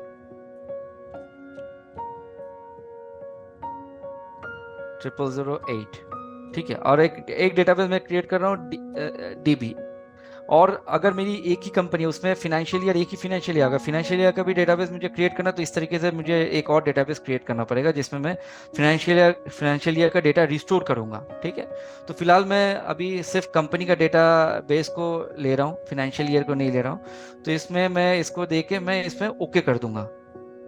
जैसे मैं इसको ओके करूंगा तो मेरा यहाँ पर एक बिजी कॉम 0008_db का डेटा बेस क्रिएट हो जाएगा। अब इसके अंदर मुझे रेस्टोर करना है, इस डेटाबेस में मुझे रेस्टोर करना है। तो मैं इसमें राइट माउस क्लिक करूंगा, टास्क में जाऊंगा और यहाँ पर रेस्टोर में जाऊंगा और डेटाबेस में क्लिक करूंगा। क्लिक करने के बाद मैं यहाँ पर जो है डिवाइस में सिलेक्ट करूंगा, डिवाइस में जाके ये 3 डॉट बटन में क्लिक करूंगा, ऐड करूंगा और यहाँ से वो फाइल को सिलेक्ट करूंगा जहाँ पर मैंने वो फाइल रखा था। तो जैसे डी ड्राइव में मैंने इसको रखा था, तो इसमें जैसे मैं इसको सिलेक्ट कर लिया तो इसमें फाइल मुझे दिख नहीं रहा, तो मैं उसको ऑल फाइल कर देता हूँ। तो ये मुझे दिख गया कंपनी कॉम फाइल। अब यहाँ पर देखिए, एक कोई भी कंपनी डेटा का दो फाइल बनता है एसक्यूएल में। एक तो कंपनी का डेटा फाइल बनता है, एक कंपनी के फिनेंशियल पीरियड का डेटा फाइल। जैसे ये मेरा कंपनी 2024-25 का कंपनी है, तो उसके फिनेंशियल के बेसिस पे एक डेटा फाइल और क्रिएट होता है। ठीक है। तो अभी मैं कंपनी का फाइल रिस्टोर करना चाह रहा हूँ, तो मैं सिर्फ कंपनी का फाइल ले रहा हूँ, ओके कर रहा हूँ और इसको मैं ओके कर दे रहा हूँ। ठीक है। अब ये आ गया। अब मैं ऑप्शंस पे जाऊंगा, फिर मैं यहाँ पर ओवरराइट में क्लिक कर दूंगा। ओवरराइट में क्लिक करके मैं इसको आगे ओके कर दूंगा। ठीक है। तो ये मुझे डेटाबेस रेस्टोर सक्सेसफुली बता देगा। ठीक है। जैसे ही ये रेस्टोर सक्सेसफुली हो जाएगा तो मुझे मेरे मेरे बिजी में मैं जब ओपन कंपनी करूंगा तो मुझे वो कॉम फाइल वाला ऑप्शन मुझे यहाँ पर आ जाएगा, दिख जाएगा, जो भी मेरी बिजी का एसक्यूएल का फाइल में या कंपनी रहेगा। जैसे ये एक्सेस का है, मैं एसक्यूएल वाला खोल लूँ तो इसमें जैसे मैं क्लोज करके मैं ओपन करूँगा तो यहाँ पर आपको कॉम्पेट वाला कंपनी दिख जाएगा। ये ये देखिए कंपनी आ गया। आप इसमें भी लॉग इन करके देख सकते, बट इसमें फिनेंशियल ईयर वाला डेटा आपको नहीं मिलेगा क्योंकि आपने वो रिस्टोर किया नहीं है फिनेंशियल ईयर वाला डेटा। तो फिनेंशियल ईयर वाला डेटा आपको सेम प्रोसेस पे रिस्टोर करना पड़ेगा। नेक्स्ट जो है आप ये स्टेप्स मैंने जैसे कि मैंने बताया कि एक्सट्रैक्ट करना है, फिर वो मैनेजमेंट स्टूडियो ओपन करके एक डेटाबेस क्रिएट करना है। उसके बाद उस डेटाबेस में राइट माउस क्लिक करके आप रेस्टोर में जाके डेटाबेस में जाके आप उसको जो है ओके करके आप उसको क्लिक कर सकते हैं, मतलब कि आप उसको रेस्टोर कर सकते हैं। ठीक है। नेक्स्ट चैलेंजेस में आते हैं restore Busy data directly through SQL. जैसे मैंने बताया कि अगर आपको बिजी में डेटा डायरेक्टली एसक्यूएल पे रिस्टोर करना है तो वो भी आप जो है इसको इजीली कर सकते हैं। आप जैसे मैंने बताया कि ऑप्शन टैब में जाके, जब भी आप डेटाबेस में जाके आप ऑप्शन टैब में आप टास्क में जाके आप रिस्टोर में जाके, तो ये आप बिजी में रिस्टोर अगर नहीं हो पा रही है किसी भी कारण से, आप एसक्यूएल में जाके डायरेक्टली इसको रिस्टोर कर सकते हैं। एक डेटाबेस क्रिएट करने के बाद आप यहाँ पर फाइल ऐड करके आप उस फाइल के अगेंस्ट पे आप जो है जैसे कि इसके अंदर जो फाइल मैंने अभी किया था उसको फिर से मैं ले लेता हूँ एक बार। इसको आप सिलेक्ट करेंगे, ओके करेंगे और इसको ओके करके फिर आप जो है आपको यहाँ पर ऑप्शंस हाईलाइट हो जाएंगे। ऑप्शंस हाईलाइट हो जाने के बाद फिर इसको ओवरराइट करके फिर इसको ओके कर देना है, तो फिर वो रिस्टोर हो जाएगा। ठीक है। नेक्स्ट चैलेंजेस क्या होता है कि एसक्यूएल का ऐसे का पासवर्ड मैं भूल चुका हूँ, या मुझे ध्यान नहीं है ऐसे का पासवर्ड। तो अब मुझे अगर वो पासवर्ड रिकवर करना है या मुझे पासवर्ड चेंज करना है, तो मैं कैसे कर सकता हूँ? सबसे पहले तो मैं बता दूं कि अगर आपका एसक्यूएल का पासवर्ड आपको ध्यान नहीं है, तो आप उसको बिजी से ही निकाल सकते हैं। कैसे? जैसे आप बिजी, अगर आपने सी ड्राइव में इंस्टॉल किया हुआ है बिजीविन, तो आपका बिजीविन फोल्डर में जाएंगे। आपको इसके अंदर, आपको सिस्टम के अंदर एक सर्वर बोल के नोटपैड मिल जाएगा, सर्वर। इसके अंदर डबल क्लिक करेंगे तो यहाँ पर आपको एसक्यूएल का पासवर्ड मिल जाएगा। जैसे मेरा एसक्यूएल का पासवर्ड बिजी है, यहाँ से आप देख सकते हो। अगर आपको पासवर्ड चेंज करना है, सपोज आपको पासवर्ड चेंज करना है, किसी सिक्योरिटी के कारण से आप पासवर्ड चेंज करना चाह रहे हैं, तो आप जो है मैनेजमेंट स्टूडियो को कनेक्ट करें। ठीक है, कनेक्ट करने के बाद जो है आपको सिक्योरिटी के अंदर जाना है, लॉगिन के अंदर जाना है, फिर एसएम में जाके आप प्रॉपर्टीज में आ जाएंगे। और यहाँ से आप जो है आपका पासवर्ड हटा के, यहाँ से पासवर्ड आप डिलीट करके नया पासवर्ड डालना है, कंफर्म पासवर्ड भी डिलीट करके वही पासवर्ड को रिपीट करके फिर इसको आगे ओके कर देना है। ओके कर देना है तो ये पासवर्ड चेंज हो जाएगा। ठीक है, ये प्रोसेस जो है एक और रीजन के लिए भी आप यूज कर सकते हो। अगर गलती से अगर आपने एसक्यूएल जो है विंडोज ऑथेंटिकेट मोड पे इंस्टॉल कर दिया, आपने ऐसे मोड पे या मिक्स मोड पे इंस्टॉल नहीं किया है, आपको जो है आप जब कनेक्ट कर रहे हैं तो आप इसको जो है कनेक्ट करते वक्त आप मिक्स मोड में नहीं कर पा रहे हैं, आप इसको विंडोज ऑथेंटिकेशन मोड पे करना पड़ रहा है, क्योंकि आपने इंस्टॉल करते वक्त मिक्स मोड यूज नहीं किया है, पासवर्ड क्रिएट नहीं किया है। तो अगर आपको पासवर्ड क्रिएट करना है तो आप मिक्स मोड में पहले कनेक्ट कर लें, फिर सिक्योरिटी में आके, ऐसे में आके प्रॉपर्टीज में आ जाए। प्रॉपर्टीज में आ जाने के बाद आप जो है जनरल के अंदर पहले आ जाए, या सॉरी स्टेटस के अंदर पहले आ जाए, फिर इसमें डिसेबल रहेगा, इसको पहले एनेबल कर लें। ठीक है, फिर आप जनरल पे आ जाए। जनरल पे आप जो है इसको विंडोज ऑथेंटिकेशन की जगह इसको SQL server authentication mode select कर दें और अपना पासवर्ड यहाँ पर नया पासवर्ड क्रिएट कर दें और इसको ओके कर दें। तो नेक्स्ट टाइम जब आप मैनेजमेंट स्टूडियो को कनेक्ट करेंगे तो आप उसको जो है एसक्यूएल सर्वर ऑथेंटिकेशन मोड पे कनेक्ट कर सकते हैं। विंडोज से ही एसक्यूएल सर्वर ऑथेंटिकेशन मोड पे कन्वर्ट हो जाएगा।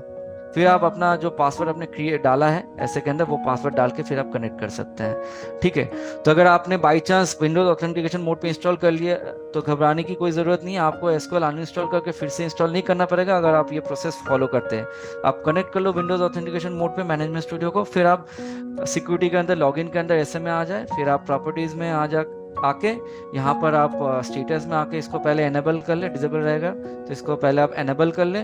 फिर आप जो है जनरल पे आके आप अपना एसक्यूएल सर्वर ऑथेंटिकेशन मोड को सिलेक्ट करके यहाँ पर पासवर्ड, नया पासवर्ड क्रिएट करके ओके कर लें। फिर आप नेक्स्ट टाइम फिर से रिकनेक्ट कर लें इसको। ठीक,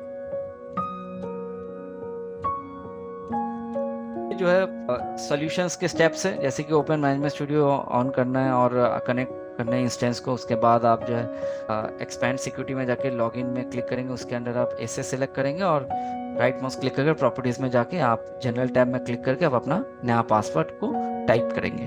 ठीक है, नेक्स्ट चैलेंजेस में आ जाते हैं, दैट इज कि आप अगर बेसिकली चाहते हैं कि एसक्यूएल डेटाबेस डायरेक्टली में डेटाबेस का डायरेक्टरी चेंज कर दूं डायरेक्टली, कि मैंने बाय डिफॉल्ट एसक्यूएल जो इंस्टॉल किया था सी ड्राइव में इंस्टॉल किया था, बट मेरा इंस्टॉल ऑलरेडी हो चुका है। अब मैं अगर मैं एसक्यूएल के इंस्टेंस से चेंज करना चाहूँ तो क्या पॉसिबल है? तो हाँ, पॉसिबल है। आप अपना रिकमेंडेड है कि आप पहले बैकअप ले लो अपने डेटाबेस का, बिजी से भी बैकअप ले सकते हो, या डेटा फोल्डर एसक्यूएल के अंदर जो डेटा फोल्डर है उसको भी कॉपी करके रख सकते हैं। आप एसक्यूएल सर्वर का सर्विस को पहले स्टॉप कर ले, जो कॉन्फ़िगर मैनेजमेंट में जाके जो सर्विस हम लोग चालू करते हैं, या कॉन्फ़िगर मैनेजर में, मैनेजमेंट में जाके या मैनेजर में जाके यहाँ पर जो सर्विस करते हैं उसको पहले स्टॉप करना है। उसके बाद जो है आप मूव डेटाबेस फाइल, आप डेटाबेस फाइल को आप डी ड्राइव, मतलब सी ड्राइव से लेके डी ड्राइव में लेके चले जाइए। जो एसक्यूएल का डेटा फोल्डर रहेगा, जो एसक्यूएल के अंदर जो डेटा फोल्डर मैंने दिखाया है, वो फोल्डर को आप डी ड्राइव में लेके चले जाए। और वो जहाँ पर आप रख रहे हैं उसका पाथ अगर आपको मैनेज करना है या मेंशन करना है एसक्यूएल के मैनेजमेंट स्टूडियो के अंदर, आप वो मैनेज कर सकते हैं। तो आप मैनेजमेंट स्टूडियो ओपन करेंगे और अगर आपको यहीं से डायरेक्टली चेंज करना है कि भाई सी ड्राइव से मुझे जो है डी ड्राइव में लेके जाना है, या अब मुझे पाथ दूसरे करना है, तो मैं इसमें जाके प्रॉपर्टीज़ में जा सकता हूँ। प्रॉपर्टीज़ में जाके मैं जो है डेटा बेस सेटिंग्स में जाके यहाँ से डेटा को जो सी को हटा के मैं डी कर सकता हूँ, या जो भी पाथ मुझे सिलेक्ट करना है, डेटा फोल्डर्स पाथ जो एसक्यूएल का डेटा फोल्डर रहेगा जिसके अंदर जो डेटा एसक्यूएल के अंदर जो डेटा रहता है, ठीक है, वो पाथ। जैसे प्रोग्राम फाइल के अंदर आप देखोगे तो यहाँ पर एसक्यूएल के अंदर एम एस एसक्यूएल के अंदर ये इसके अंदर जो डेटा फोल्डर रहता है, ये डेटा फोल्डर अगर आप इसको उठा के कहीं और ड्राइव में रख रहे हैं या अदर ड्राइव में रख रहे हैं, तो वो पाथ आपको यहाँ से सिलेक्ट करके टैग करना है, ठीक है। तो आपका डेटा पाथ चेंज हो जाएगा। मतलब आप हो सकता है कि आपने एप्लीकेशन आपके सी ड्राइव से रन कर रहा है, बट आपका एसक्यूएल का डेटा आपका डी ड्राइव में है, तो एक तरह का आप सेफ्टी भी हो जाएगा। कभी अगर सी ड्राइव को फॉर्मेट करना पड़ा तो आपका डी ड्राइव में डेटा रह जाएगा, तो डेटा आपका कहीं हटेगा नहीं, ठीक है, डेटा रह जाएगा या डेटा इंस्टेंस सेम रह जाएंगे। नेक्स्ट आ जाते हैं एसक्यूएल एरर्स। अब एरर पे आ जाते हैं कि अगर हम एसक्यूएल इंस्टॉल कर रहे हैं तो इंस्टॉल करते वक्त कुछ एरर हो सकते हैं, एरर आ जाए सिस्टम पे, तो उस एरर को कैसे रिकवर कर सकते हैं। कुछ ऐसे एरर हो सकते हैं कि जब हम बिजी को लैन पे एक्सेस करा रहे हैं तो क्लाइंट सिस्टम पे, और मेरा सर्वर जो है एसक्यूएल मोड पे, मतलब कि एंटरप्राइज एसक्यूएल एडिक्शन लिया गया है, इसी मोड पे चल रहा है मेरा सर्वर पे लाइसेंस, बट मैं लैन पे जब उस लाइसेंस को एक्सेस कर रहा हूँ या डेटा डेटा को एक्सेस कर रहा हूँ दूसरे क्लाइंट सिस्टम पे थ्रू लैन, तो कुछ इस तरह की एरर आ सकते हैं। प्रॉब्लम्स एक्सेस डिनाइड बोल के एक एरर आ सकता है, लिखा आ जाए एक्सेस डिनाइड फ्रॉम लैन, ये ज़्यादातर क्लाइंट सिस्टम पे आता है। तो इसका सोल्यूशन क्या है? सबसे पहले तो आपको वेरीफाई करना है कि आपका आईपी पिंग कर रहा है कि नहीं। मतलब कि आप क्लाइंट सिस्टम में जाएंगे और क्लाइंट सिस्टम में पहले आप रन पे जो है आप इसमें पिंग करेंगे, पिंग जो भी आपके आईपी होंगे आप पिंग करेंगे, आईपी डाल के हाइफन टी डाल के ओके करेंगे, तो आपको क्लाइंट में देखेंगे कि आप रिप्लाई मिल रहा है कि नहीं मिल रहा है, आपको रिप्लाई आ रहा है कि नहीं आ रहा है। अगर आप देखेंगे कि आपका रिप्लाई नहीं आ रहा है, रिक्वेस्ट टाइम आउट आ रहा है, दैट मीन्स कि आपका लैंड कनेक्टिविटी सही से नहीं है या आपका डेटा शेयरिंग सही से नहीं है। दैट वाई आपका जो है आप कनेक्ट नहीं कर पा रहे हैं, या एक्सेस डिनाइड बता रहा है आपके क्लाइंट सिस्टम में, बिजी में कंपनी ओपन नहीं करने दे रहा है, ठीक है।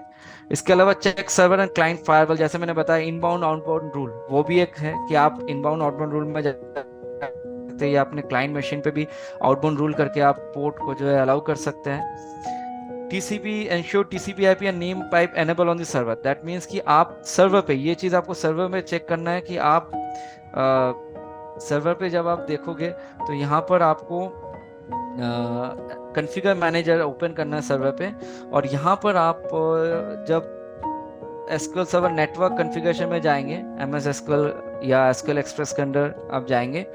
हालांकि देखिए यहाँ पर 3-4 दिखा रहा है, एम एस एसक्यूएल और एसक्यूएल एक्सप्रेस भी दिखा रहा है, तो ये रीज़न मैं बता दूं, मैंने इसमें 2-3 इंस्टेंस डाल के रखा है, मतलब 2-3 एसक्यूएल वर्जन डाल के रखा है। मेरे पास एसक्यूएल 12 भी इंस्टॉल किया हुआ है, मैं एसक्यूएल 2022 भी इंस्टॉल करके रखा हूँ। तो अगर आपने मल्टीपल एसक्यूएल इंस्टॉल करके रखे हैं तो ये इतने तरह के इंस्टेंस आ जाएंगे। तो आपको ये भी ध्यान रखना है कि कोई एक इंस्टेंस को रन रखना है, कोई एक इंस्टेंस की सर्विस को स्टॉप रखना है। जैसे मैंने इस इंस्टेंस की सर्विस को स्टॉप रखा है और इसको मैंने रन रखा है, ताकि मेरी डेटा क्लैश ना हो, ठीक है। तो अगर आपने मल्टीपल इंस्टॉल करके रखा है तो ये थोड़ा सा आपको ध्यान में रखने हैं। अब यहाँ पर आपको ये चीज़ ऑन रखना है, एनेबल रखना है, नेम पाइप इसको एनेबल रखना है, टीसीपी पाइप को एनेबल रखना है, ठीक है। एनेबल रखने के बाद आप इसको राइट माउस क्लिक करके प्रॉपर्टीज में जाएंगे, आईपी एड्रेस में आके IP4 पे आ जाएंगे। तो ये बेसिकली क्लाइंट सिस्टम के लिए करना होता है। जब आप क्लाइंट सिस्टम पे एक्सेस करेंगे आपके डेटाबेस को सर्वर से, तो आपको IP4 पे जाके आपका सर्वर का जो आईपी है वो डालना है। ये आपको आपको करना है सर्वर मशीन पे, बट क्लाइंट सिस्टम में जब ये इश्यूज आते हैं एक्सेस डिनाइड का, तो इस कारण से ये चीज़ें जो है आपको गो थ्रू करने हैं या ध्यान रखने हैं कि आप सर्वर पे आ जाए। सर्वर पे आके आप कॉन्फ़िगर मैनेजर में आके IP4 पे अपना सर्वर का जो लोकल आईपी है वो डाल दें, ठीक है। एक्टिव कर लिया, अगर ये नो है तो इसको येस कर ले, ठीक है। इसके बाद TCP पोर्ट 1433 डाल के ओके करते हैं। ये हो जाने के बाद आपने TCP पोर्ट एनेबल कर लिया और आपने आईपी एड्रेस डाल दिया, फिर आप सर्विस में आके एक बार सर्विस को फिर से रीस्टार्ट कर लें, ठीक है। तो आपका क्लाइंट सिस्टम से एक्सेस डिनाइड का इशू जो है रिजॉल्व हो जाएगा, ठीक है। ये भी देखना है कि अगर आप ये ह्यूमन एरर कभी हो सकता है कि आपने आईपी गलत डाला है, या सर्वर का जो है आपने जो कॉन्फ़िगर मैनेजर है, मतलब कि जो एसक्यूएल सर्वर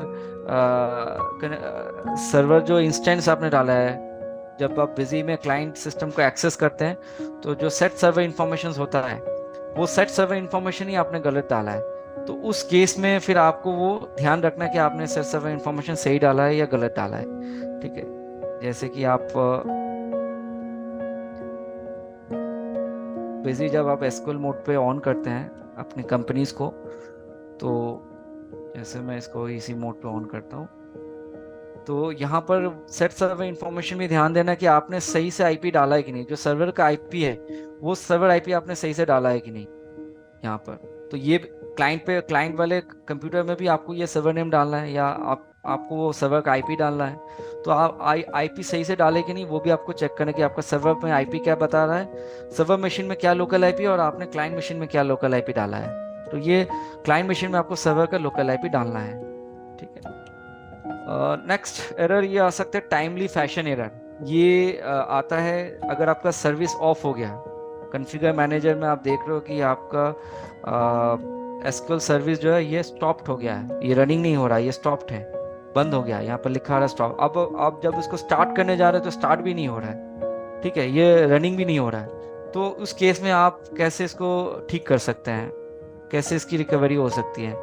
तो इसके लिए जो है आप जो है सॉल्यूशन ये कर सकते हैं, पहले तो आप डिसेबल कर ले, टीसीपी आईपी को डिसेबल कर ले। यहाँ से आप जो है सर्वर नेटवर्क कॉन्फ़िगरेशन के अंडर एमएस एसक्यूएल सर्वर या एसक्यूएल एक्सप्रेस जो भी आपको यहाँ पर मिलेगा उसको सिलेक्ट करेंगे, उसके अंदर टीसीपी आईपी को पहले आप डिसेबल रख लें।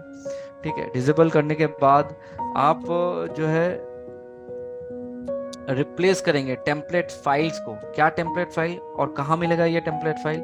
ये आपको मिल जाएगा एसक्यूएल फोल्डर के अंदर। जैसे आप एसक्यूएल अगर आपने सी ड्राइव में प्रोग्राम फाइल के अंदर आपका एसक्यूएल फोल्डर रहेगा, तो उसके अंदर जाएंगे तो इसके अंदर जो एमएस एसक्यूएल का फोल्डर मिलेगा, इसके अंदर आपको टेम्पलेट डेटा मिलेगा, या टेम्पलेट डेटा से आपको ये कॉपी करना है, ये आपको ड्रैग करके कॉपी करना है, और आपको बैक आके यही आपको जो है डेटा फोल्डर के अंदर पेस्ट कर देना है, कंट्रोल वी करके पेस्ट कर देना है। ठीक है, अगर नया एग्जिस्टिंग है तो इसको रिप्लेस कर देना है। ठीक है, तो पेस्ट करने के बाद जो है आप टीसीपी आईपी को एनेबल करेंगे, और फिर सर्विस में आके आप इसको राइट माउस करके फिर स्टार्ट कर सकते हैं, तो ये स्टार्ट हो जाएगा। फिर आपको वो टाइमली फैशन वाला एरर सर्विस स्टार्ट में आएगा नहीं। ठीक है, नेक्स्ट एरर क्या आ सकता है? दैट इज कि कंपनी ओपन करते वक्त, अगर आप कंपनी ओपन कर रहे हैं तो आपको ये ऑप्शन दे सकता है कि some exclusive operation is running in the computer, please log in. मतलब बिजी में जब आप कंपनी ओपन कर रहे हैं तो ये एरर मैसेज आ सकता है, error message some exclusive operation is being running in the computer. Solution क्या है? तो आपको एक बार डेटाबेस जो है रिफ्रेश करना है या कंप्यूटर को रिस्टार्ट करना है। अगर आप कंप्यूटर रिस्टार्ट नहीं करना चाह रहे हैं तो आप जो है आप मैनेजमेंट स्टूडियो कनेक्ट कर लें अपने सिस्टम पे, और उसमें इस वाले जो आपका सर्वर नेम है उस पर राइट माउस क्लिक करें और इसमें रिफ्रेश बटन मिल जाएगा, इस रिफ्रेश बटन को क्लिक करके रिफ्रेश कर ले। ठीक है, तो ये एरर रिजॉल्व हो जाएगा। ठीक है, नेक्स्ट एरर आता है permission denied during access to SQL data conversion. ये बेसिकली नॉर्मली आता है कि अगर आप एक्सेस का डेटा एसक्यूएल में कन्वर्ट करना चाह रहे हैं, क्योंकि बिजी में हमारे पास ऑप्शन आते हैं कि भाई हम बिजी में भी जो है जब हम कोई फ्रेश कंपनी क्रिएट करते हैं तो हम मेरा कुछ एक्सेस बिजी में एक्सेस में डेटाबेस पहले यूज करता था, अब मैं एसक्यूएल पे आ चुका हूँ, तो मुझे वो एक्सेस का डेटा एसक्यूएल में कन्वर्ट चाहिए। तो जब मैं बिजी में नया कंपनी क्रिएट करता हूँ तो उस कंपनी के अंदर मुझे ट्रांसफर करने का ऑप्शन मिल जाएगा, एक्सेस का डेटा एसक्यूएल में ट्रांसफर करने का ऑप्शन मिल जाएगा। ये कहाँ होता है, मैं एक बार दिखा दूँ ऑप्शंस।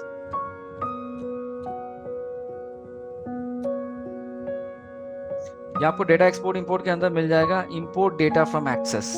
अब हो सकता है आपका एक्सेस डेटा इस ड्राइव में हो, या आप फोल्डर सेलेक्ट कर ले एक्सेस डेटा का, बिजी डेटा फोल्डर, फिर एरो बटन में क्लिक करें तो आपका एक्सेस का सारे कंपनी आ जाएंगे। अब इस कंपनी को आपको एसक्यूएल में कन्वर्ट करना है, आप जो एसक्यूएल में नया कंपनी क्रिएट किया उसके अंदर ये इस कंपनी का डेटा सारा ट्रांसफर करना है, तो वो कंपनी आप सिलेक्ट कर सकते हैं और इंपोर्ट बटन क्लिक करेंगे तो यहाँ से ये येस करेंगे तो ये एक्सेस से डेटा एसक्यूएल में कन्वर्ट हो जाएगा।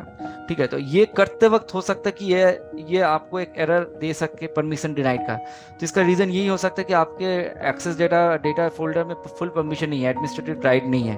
ठीक है। ये आपके एसक्यूएल डेटा फोल्डर में फुल परमिशन नहीं है। ठीक है, आप उसको राइट माउस क्लिक करके आप उसका सिक्योरिटी में जाके फुल कंट्रोल दे सकते हैं, फिर आप उसको जो है कन्वर्ट कर सकते हैं। नेक्स्ट आता है ओडीबीसी कॉल फेल। ये कब आता है? जब आप एसक्यूएल का काउंट लाइसेंस यूज करते हैं बिजी का। ठीक है, तो काउंट लाइसेंस के क्षेत्र में क्या होता है, बिजी एजेंट ऑन रहता है और उस पर डोंगल सर्वर चलता है, रन होता है।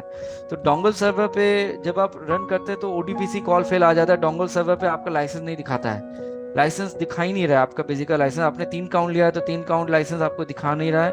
और जब भी आप बिजी एजेंट पे जाकर डोंगल सर्वर को रन कर रहे हैं, जैसे कि दिखा दो एक बार मैं ऑप्शंस, बिजी एजेंट। ये नॉर्मली क्या होता है, जब हम बिजी ओपन करते हैं, आप इसको स्टार्टअप में भी रख सकते हैं कि आपका सिस्टम ओपन होती है ये बिजी एजेंट रन हो जाए और ये बैकएंड में रन होता रहेगा। तो इसमें जो है आपको डोंगल सर्वर का ऑप्शन मिल जाएगा, उसको क्लिक करेंगे तो आपका यहाँ पर जैसे डोंगल सर्वर है, तो यहाँ पर क्या होता है, अगर आपने इसको एनेबल कर दिया, चेक सिक्योरिटी में क्लिक करें, तो यहाँ पर आपको ओडीबीसी का एरर आ सकता है कि अगर आपका लाइसेंस नहीं दिखा रहा है, ओडीबीसी एरर बता रहा है। तो उस केस में क्या सॉल्यूशन हो सकते हैं? तो उस केस में जो है आप इसको जो है बेसिकली ये दे सॉल्यूशन दे सकते हैं कि आप मैनेजमेंट स्टूडियो को कनेक्ट करें, एक बार डिटैच कर ले और फिर अटैच कर ले कंपनी इन्फो इन्फो फाइल। तो कंपनी इन्फो फाइल होता कहाँ पर है, मैं दिखा दूँ एक बार। एसक्यूएल मैनेजमेंट स्टूडियो फिर से मैं ओपन करता हूँ।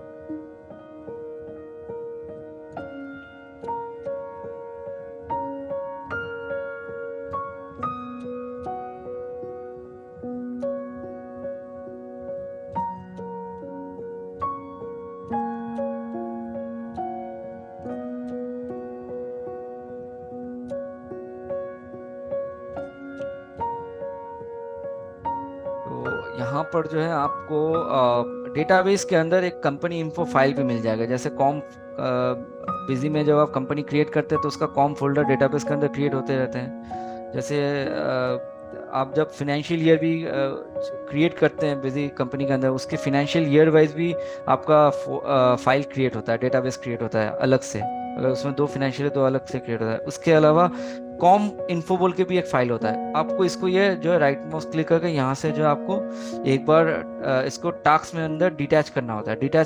करने के बाद जैसे आप इसको डिटैच कर दिए और उसके बाद फिर से आपको एक बार अटैच करना है। आप फिर डेटाबेस में जाएंगे, अटैच में जाएंगे और अटैच में जाने के बाद आप इसमें ऐड में क्लिक करेंगे और यहाँ से ये कॉम्प इन्फो फाइल आप फिर से सिलेक्ट करके ओके करेंगे और इसको ओके कर देंगे, फिर से अटैच कर लीजिएगा। तो अटैच करने से फिर ये इशू जो है रिजॉल्व हो जाएगा। ओडीबीसी एरर का इशू जो है डोंगल सर्वर जो आ रहा है वो रिजॉल्व हो जाएगा। ठीक है, एक एरर आता है communication link failure, run time error 3146। ये किस लिए आता है? ये बेसिकली क्लाइंट के सिस्टम पे आता है। कभी अगर आईपी रीड नहीं कर रहा, पिंग नहीं कर रहा है क्लाइंट सिस्टम पे, लैन कनेक्टिविटी में इशू आ रही है, बीच बीच में पिंग करते वक्त वो कट जा रहा है, कनेक्टिविटी नहीं मिल पा रहा, तो ये कम्युनिकेशन लिंक का फेलियर आ जाता है क्लाइंट सिस्टम पे। ठीक है, सर्वर के साइड पे अगर आता है तो आप जो है एसक्यूएल टू एसक्यूएल डेटाबेस को जो है क्रिएट कर सकते हैं। मतलब कि जैसे एक्सेस टू एसक्यूएल में डेटा कन्वर्ट कर रहे हैं, वैसे बिजी पे भी आपको ऑप्शन मिल जाएगा एसक्यूएल पे भी डेटा कन्वर्ट करने का। ठीक है, तो वो भी आप जो है कन्वर्ट कर सकते हैं जब आप बिजी ओपन करते हैं। तो आपको बिजी में कंपनी में भी जब आप जाते हैं तो वहाँ पर भी आपको ऑप्शन मिलता है, जैसे आप एक्सेस का डेटा एसक्यूएल में कन्वर्ट कर रहे हैं वैसे एसक्यूएल का डेटा भी एसक्यूएल में कन्वर्ट कर सकते हैं। जैसे मैं दिखा दूँ, मैं डेटा जो एसक्यूएल में खोल रहा हूँ।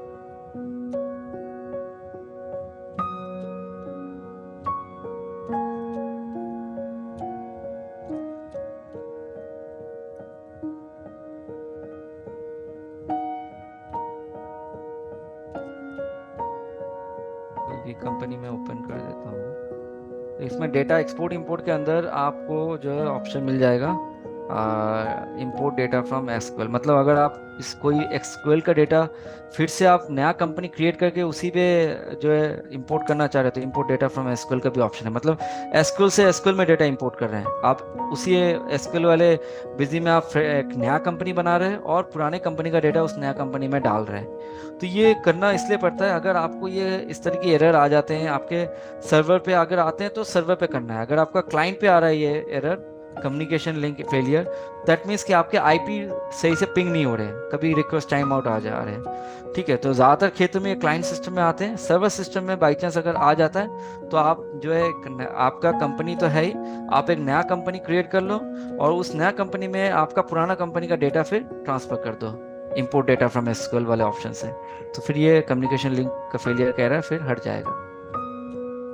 Run time error 3146 of connection right, मतलब कि ये जब आप डेटा जो रिस्टोर करते हैं उसका एक क्षेत्र में आता है। ठीक है, तो आइडेंटिफाई करना है डुप्लीकेट फाइल, अगर आपका एसक्यूएल के डेटा फोल्डर में हो सकता है कुछ डुप्लीकेट फाइल पड़ा हो, जो कॉम फोल्डर्स होते हैं, मतलब कि एसक्यूएल प्रोग्राम फाइल में इंस्टॉल है उसके अंदर, जैसे एम एस एसक्यूएल के अंदर आपको डेटा फोल्डर जैसे मैंने दिखाया, उस डेटा फोल्डर के अंदर बहुत सारे फाइल होते हैं कॉम फाइल, तो उसमें सेम नाम के कुछ कॉम फाइल रह गए हैं, तो या अनवांटेड फाइल है, तो वो फाइल वहां से आपको अननेसेसरी फाइल वहां से रिमूव कर देना है, तो ये रन टाइम एरर हट जाएगा फिर।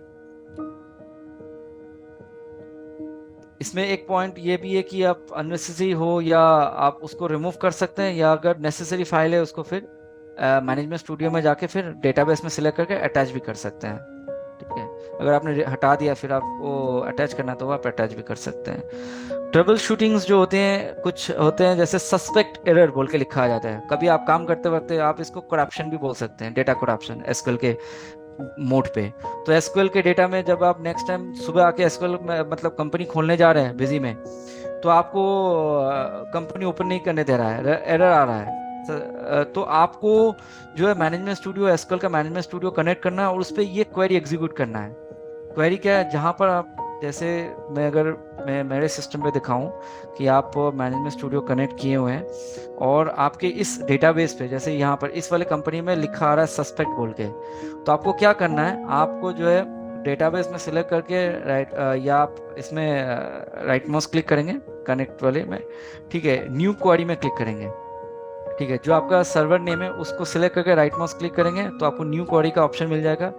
न्यू क्वेरी में आके आप ये क्वेरी को एग्जीक्यूट करेंगे। कौन सा क्वेरी, ये वाला क्वेरी आपका सेम टू सेम जैसे आपका लिखा हुआ है EXE SP _reset स्टेटस, इस क्वेरी को एग्जीक्यूट करना है। हाँ, इसके थर्ड ब्रैकेट के अंदर जो कॉम फोल्डर आपको दिख रहा है वो कॉम फोल्डर जो है आपका वही होगा जो कि जिसमें सस्पेक्ट बोल के लिखा रहा है। अगर वो कॉम फोल्डर कॉम 0001 मतलब कि इस फाइनेंशियल ईयर में सस्पेक्ट है, हो सकता है कि उस कंपनी के अंदर 2 फाइनेंशियल ईयर है, एक में सस्पेक्ट बोल के लिखा नहीं आ रहा है, दूसरे में आ रहा है, तो दूसरा जैसे लिखा है बिजी कॉम 0001 सपोज एग्जाम्पल के तौर पे इसमें सस्पेक्ट लिखा आ रहा है, तो मैं यहाँ पर जो है जब मैं क्वेरी एग्जीक्यूट करूंगा तो यहाँ पर मैं बिजी कॉम 0001 फिर मैं जो फाइनेंशियल ईयर वाला लिखा है यहाँ पर 12080 हूबहू वैसे लिखूंगा 12080 DB के बाद सेम सारे में थर्ड ब्रैकेट जहाँ पर भी लिखा है बिजी कॉम, वो वहीं पर ही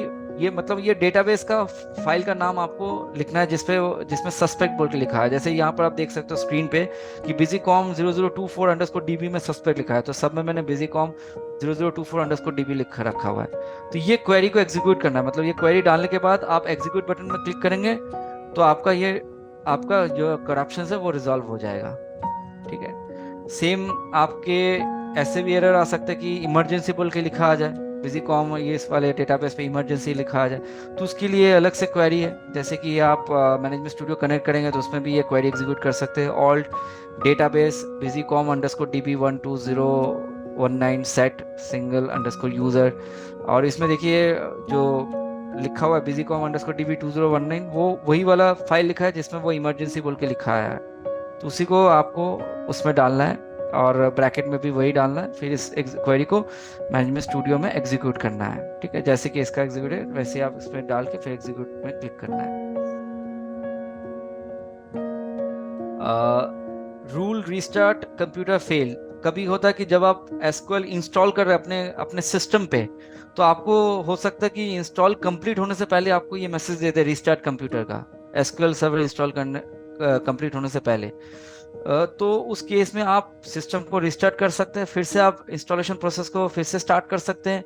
अगर आप सिस्टम को रिस्टार्ट करने के बाद भी ये आपकी प्रॉब्लम सॉल्व नहीं हो रही है तो आप जो है रन में जाके regedit.exe लिख सकते हैं, जैसे कि आप रन में जा सकते हैं और यहाँ पर जैसे मैंने रन लिख दिया, या विंडोज आर प्रेस कर सकते हो, यहाँ पर reg edit.exe लिखेंगे, एंटर करेंगे। ठीक है, इसके अंदर जो है आपको स्टेप्स मिल जाएंगे। स्टेप्स क्या है? सबसे पहले तो आपको HKEY_local_machine सिलेक्ट करना है। इसके अंदर आपको जो है ये करंट कंट्रोल सेट मिल जाएगा। करंट कंट्रोल सेट के अंदर फोल्डर के अंदर आप जाएंगे तो उसके अंदर आपको जो है सेशन मैनेजर का ऑप्शन मिल जाएगा।